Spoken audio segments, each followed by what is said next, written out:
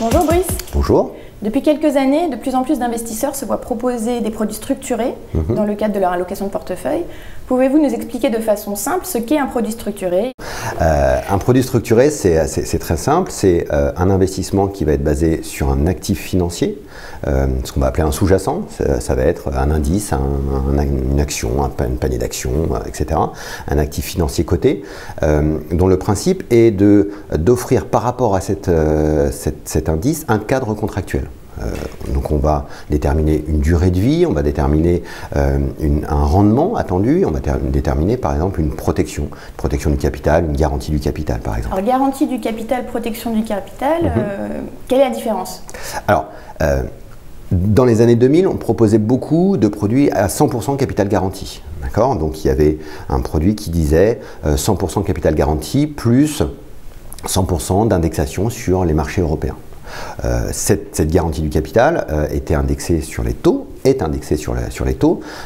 Aujourd'hui, les taux étant trop faibles, on ne peut plus proposer des produits à capital garanti sur des durées courtes. Donc on est obligé d'aller sur des durées très longues et on n'est plus du tout dans l'intérêt du client de lui proposer des produits à 10 ans, à 12 ans, à 15 ans. Voilà. Donc on essaye de réduire les durées d'investissement et de non plus aller sur des produits à 100% capital garanti, mais sur des produits qui sont protégés, qui protègent le capital.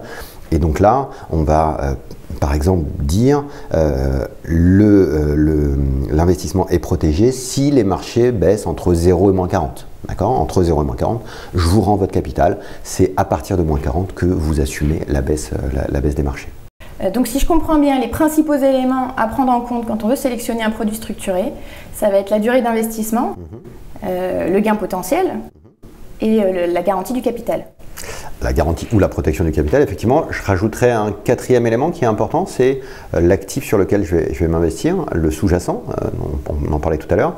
Est-ce que je préfère être investi sur le marché européen, sur l'or, sur le pétrole, sur les marchés mondiaux, etc. Voilà. Donc effectivement, je reprends ces 4 points qui sont effectivement très importants.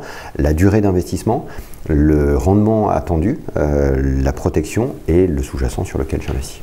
Il y a aussi une belle diversification, vous venez de le dire, mais est-ce qu'on a des risques? Ah, les risques, il y en a toujours, c'est pas une martingale, bien entendu. Il y a un risque suite à la protection du capital, on en a parlé tout à l'heure. Si je suis en dessous de moins 40, à ce moment-là, j'accuse une baisse de mon investissement, effectivement.